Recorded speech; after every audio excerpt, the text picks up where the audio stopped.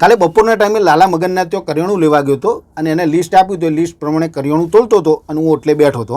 થોડી વાર થઈને એક 5-7 વર્ષની છોકરી ત્યાં આવી અને કરિયાણાની દુકાનમાં અમુક બધા પડીકા જોવા માંડી.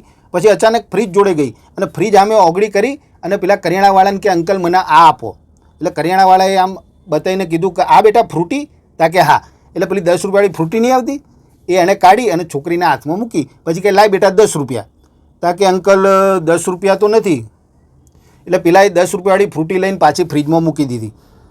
હું જોઈ રહેલો યાર, એ છોકરીનું મોઢું રડવા જેવું થઈ ગયું. મને દયા આવી ગઈ યાર.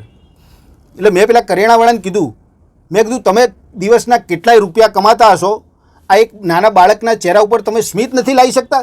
તમે એના હાથમાંથી ફ્રૂટી લઈને પાછી ફ્રીજમાં મૂકી દીધી કારણ કે એની જોડે 10 રૂપિયા નથી. તમને ના પોસાતું હોય તો 10 રૂપિયા મેં કીધું મારામાંથી ગણી લેજો, પણ એને ફ્રૂટી આપો. પછી એ ઢીલો પડી ગયો. મને કે કંઈ વાંધો નહીં, મારા તરફથી આપું છું. એટલે એણે ફ્રૂટી કાઢીને એ છોકરીના હાથમાં આપી. છોકરી મારી સામે જોઈને હસવા માંડી. મેં એના માથે હાથ મૂક્યો. મેં કીધું અહીં બેસીને તું પી લે બેટા. થોડી વાર થઈ, એની ફ્રૂટી અડધી થઈ હશે ને એક ભાઈ જાણે એને હોદતો હોય ને એ છોકરીને એ રીતે એકદમ એની સામે નજર પડીને એની નજીક આવ્યો અને એ છોકરીને લાફો મારી દીધો યાર, અને ફ્રૂટી જૂટવી લીધી. મેં કીધું એ ભાઈ કેમ એને લાફો માર્યો?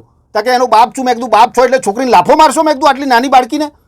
મને કે તમે શાંતિ રાખો વડીલ. પેલી છોકરીને કે આ ફ્રૂટી કોણે આપી તને?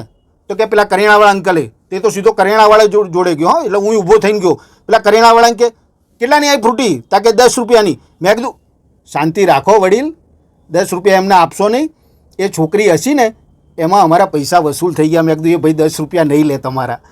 મને કે તમે વચ્ચે ના બોલો, તમને ખબર છે રોજ 10-20 રૂપિયા ઘેરથી ચોરી અને બજારમાં જઈને બધી વસ્તુઓ ખાઈ શકે. અને આજે તો 500 રૂપિયા ચોરીને નીકળી હતી. પેલા કરિયાણાવાળાને કે આ ફ્રૂટી કેટલાની આવી? એટલે કે 10 રૂપિયાની. તો કે લાય કરિયાણાવાળાને કે 490 રૂપિયા પાછા. ઓ પેલો મારી સામે જોઈ રહેલો યાર.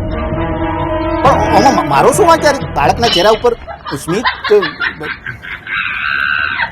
હું શું કરું યાર? પણ